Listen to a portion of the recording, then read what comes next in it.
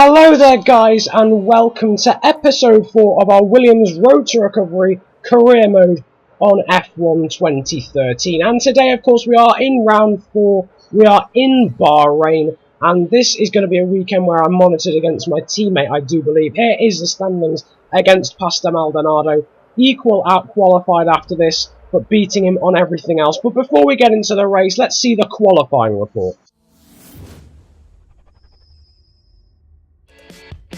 For the first time this year, rookie Williams driver Yusufu was eliminated from Q1. Joining him in elimination would be Jean-Eric Vergne, who would start 17th ahead of the Williams driver, as Hamilton and Vettel set the pace. Bad qualifier Grosjean was only 13th fastest in the first session, and it didn't get much better in Q2 as Grosjean was knocked out, along with Paul di Resta, Pastor Maldonado, Esteban Gutierrez, Daniel Ricciardo and Adrian Sutil, as qualifying kept to the form book. In Q3 there were no surprises for Pole either, as Rosberg grabbed his second on the bounce ahead of a promisingly quick Fernando Alonso and Red Bull's Sebastian Vettel. Hamilton would start 4th ahead of Raikkonen in 5th. So all of this means that Nico Rosberg of Mercedes will start on pole for the Bahrain Grand Prix ahead of Spaniard Fernando Alonso, Sebastian Vettel, Lewis Hamilton and Lotus's Kimi Raikkonen. The second of the Red Bulls, Mark Webber, will start 6th ahead of Felipe Massa, Sergio Perez, Jenson Button and Nico Hülkenberg.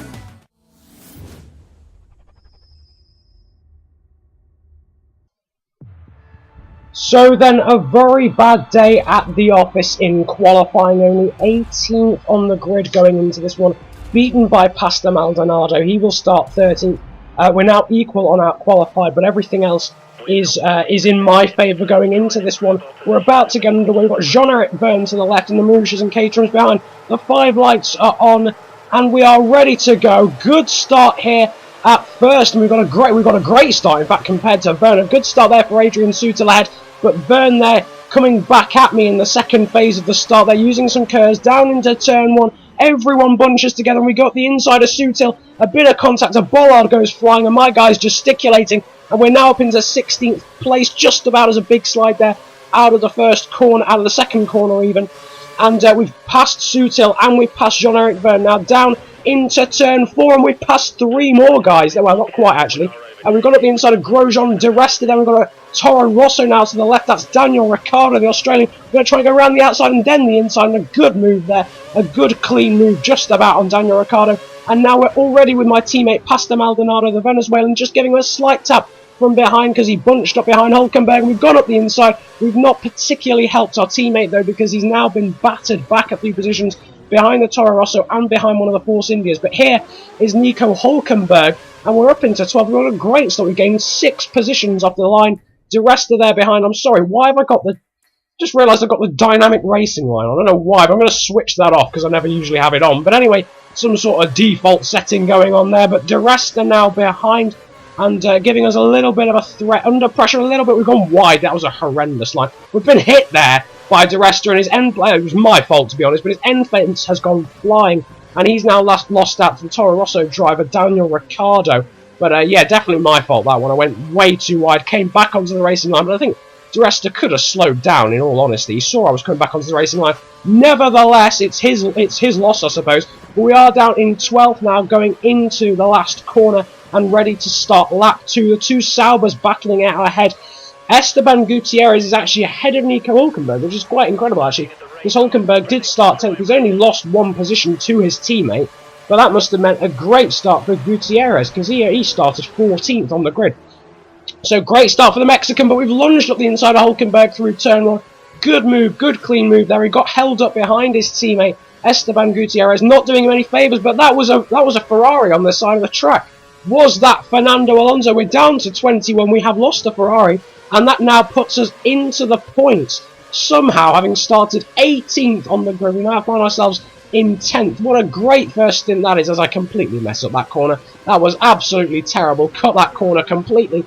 But could that have been Fernando Alonso? If it was Fernando Alonso, that's extremely annoying for him. He's not doing well in the championship. He's only about 10th in the championship around Mark Webber territory, in fact, around my sort of territory as well. If that was him, that's extremely annoying, having been second on the grid, and he will be getting no points from that race if it is him. Of course, it could be Felipe Massa. Nevertheless, we're bearing down on the Mexican Esteban Gutierrez, and he's incredibly slow through here. I don't know why, but now that's meant that Nico Hulkenberg is all over us in the other Sauber. We are now, however, all over the back of Esteban Gutierrez, completely haranguing his gearbox, having a little look at the inside that's going to compromise my exit, as well as a slide there, and now the German Hulkenberg all over the back of us. He's got the slipstream down into the last corner, but I don't think he'll take a look down into there. It's not particularly a prime overtaking place unless you are literally alongside your opponent. Out of the last corner, we've got a great run compared to Hulkenberg, but an average run compared to Gutierrez as we use all of our curves then down, well, not quite all of our curves, using some more. We've got DRS enabled, not on this lap though. Next lap, we'll be bearing down on Gutierrez and going up the inside. That appears to now be our favourite overtaking place as we clip a bollard again that's already been clipped on the outside. But we're up the inside of Gutierrez behind Maldonado. His rescue effort is starting as well as we're now on lap 3. He's got past Nico Hulkenberg, so things are not looking great for him. But we now find ourselves 9th. We gained 9 positions in the first 3 laps. Absolutely incredible start to this race for us. Gutierrez there behind, having to hold off Maldonado, Hulkenberg, Ricciardo, and the Force India. Oh, God. Deary me, I made a complete mess of that, but nevertheless, the Force Indias he's having to hold off as well. Di Resta and Sutil, mainly just Di Resta, and I think the other Toro Rosso of Jean-Eric Verne is in the vicinity as well. But in 9th now, on lap 3, skipping towards lap 4 as Maldonado has now got ahead of Esteban Gutierrez, and we are now coming under pressure from the train behind. The telltale sign that your tyres are not starting to go off, but you are struggling a little bit. As Maldonado there alongside briefly on the back straight, but he will have DRS. Everyone's going to have DRS. It's him, Hulkenberg, Gutierrez, pretty much everyone else from 9th downwards because there's a massive train behind. Maldonado looking for the outside line. We brake later, but we brake too late for the corner. Gone wide. Maldonado's going to switch back. A little bit of contact. My team manager's going to be going crazy down the radio saying, "Don't hit your teammate." Well, I have. I apologise for that. But we are now down in 10th. We're going to have to try and keep up there with Pastor Maldonado, the Venezuelan, because we don't particularly want to be outraced by him. We haven't been outraced in any race, actually, so far this season, at Australia, in Malaysia, or in China, but it's looking that way at the moment. We are, however, still in the points, despite the constant attention of the two Saubers there. Again, Maldonado slow through there, like he was on the first lap, but he gets a better run out of the corner, does Maldonado, and down into this left-hander. He's ahead again, a tiny bit of contact as he brakes too early for the corner, up the inside, but a bad run means Maldonado gets away. He's got a much better run than me. I've got DRS and he's still miles faster than me out of the corner. Hulkenberg now giving us all kinds of threat from behind, and we're agonisingly close to being able to make a move for Maldonado, but all the corners that we get close to him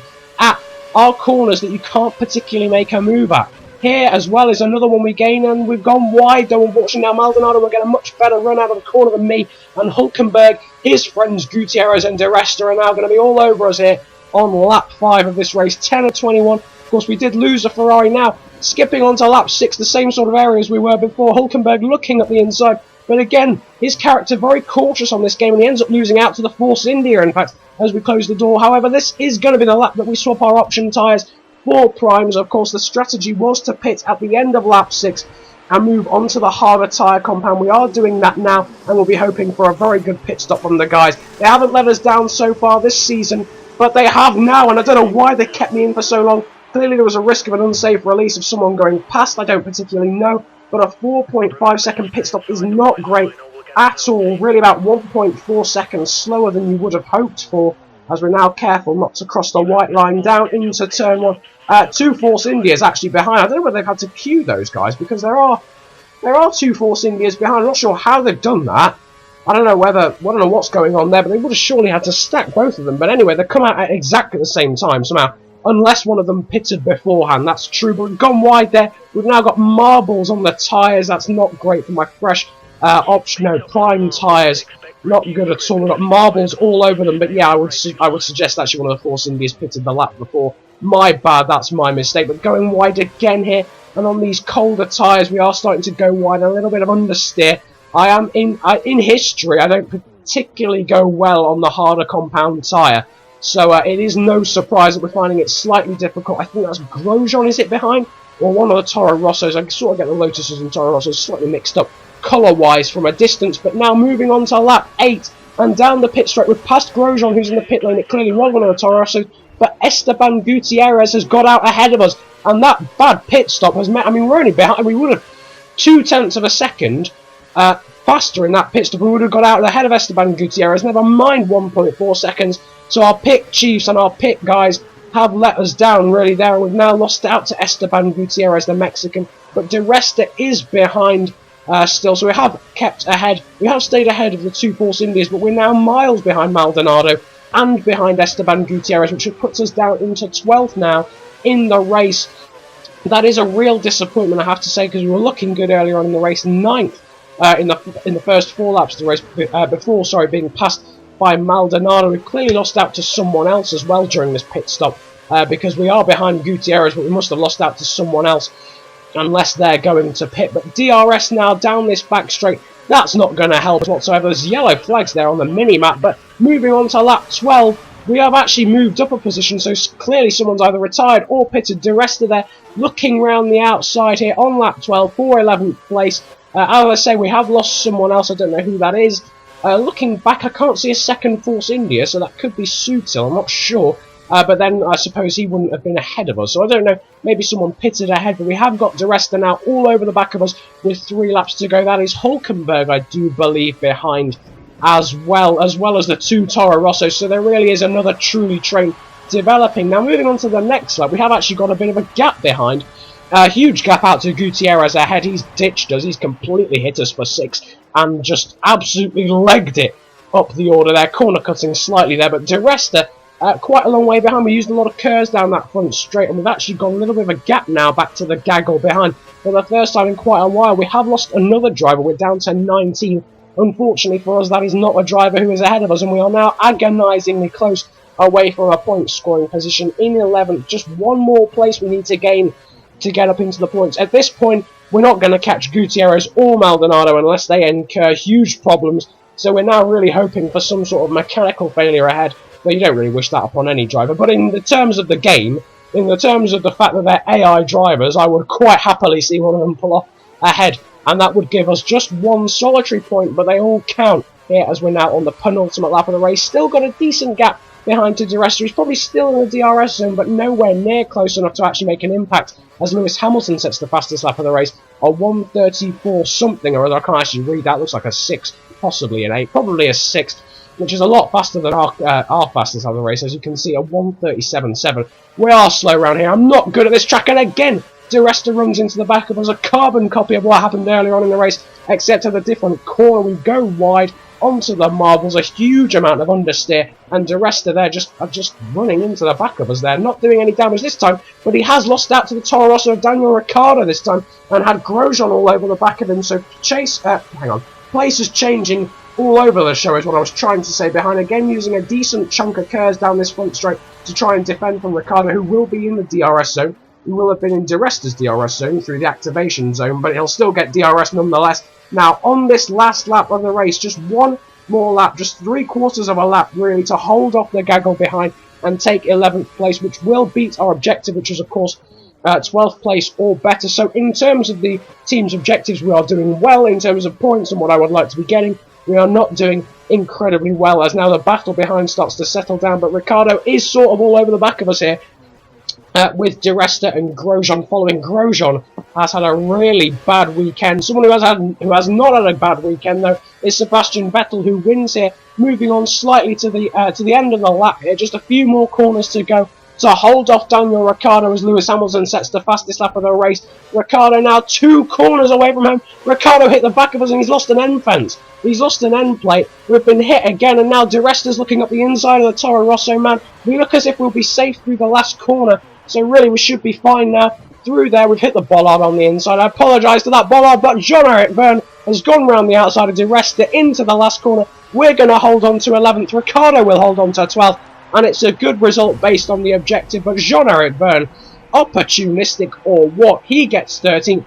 I actually just noticed Daniel Ricciardo was on the option tyre there as he passed me. So he did do a very good job of holding him off if he was on the faster compound. But here are the results. Sebastian Vettel, the winner, ahead of Lewis Hamilton and Felipe Massa. So it was Fernando Alonso who retired, but a great podium for the Brazilian Felipe Massa. Perez there getting 4th. Great result for him ahead of Rosberg, Button, Raikkonen, Webber, my teammate Maldonado, and Gutierrez rounding out the points. We get 11th ahead of the two Toro Rossos in 12th and 13th of Ricciardo and Byrne. De Resta 14th ahead of Grosjean, Peak, Chilton, Bianchi, Van der Gaard, and we ended up losing Hulkenberg, Adrian Sutil, and Fernando Alonso. So two of those guys who were battling with us quite early on in the race before the pit stops, in fact a little bit later on actually as well, they both ended up retiring, so disappointing for them. They could have been in with a chance of the points, and Alonso could have been in with a chance of the win, but unfortunately not for him. He ends up with only a retirement. But in the Drivers' Championship, it is Rosberg who leads, but only by 6 points now ahead of Vettel, who is in turn only 1 point ahead of Lewis Hamilton. Then we've got Felipe Massa in 4th ahead of Raikkonen. Perez, not Gutierrez, I was quite confused then, but Perez in 6th, then Button, Webber, Alonso down in 9th in the championship ahead of Hulkenberg, his teammate Gutierrez, and we're just a point behind in 12th. Then it's Maldonado, our teammate, in 13th ahead of Grosjean and the two Force Indias. But moving on to the Constructors' Championship, it is Mercedes who lead by quite a long, in fact, by an absolute mile, 123 points, 9 even points, something like that. They're the only team into triple figures there. Down Red Bull, they're down in only the 70s in terms of points. McLaren, they're 3rd, really overachieving in terms of form compared to real life, but Ferrari, they're 4th due to the disappointment of Alonso's season so far. Lotus in 5th, Sauber 6th, we maintain 7th in the Constructors' Championship now. Quite a long way ahead of Force India, actually. It'll take them quite a few good weekends to overcome that points tally. Toro Rosso are down in 9th, still yet to gain a point, along with Caterham and Marussia. So I'm hoping you've enjoyed this episode. Like and subscribe if you did. The next round will of course be in Catalonia in Spain. So I'll be hoping to do a little bit better in qualifying maybe this time, and at least getting into Q2 really would be good. But as I say, like and subscribe if you enjoyed. Comment about enjoying it if you enjoyed it that much as my guy talks to his pit engineers. But I hope you've had a good day. It's been a pleasure ranting at you guys today. Have a good day. Enjoy yourselves, and goodbye. So then, after that qualifying, we start 14th on the grid, just behind Pastor Maldonado here. De Resta's there in 12th, the 5 lights are off, and we are go here in China.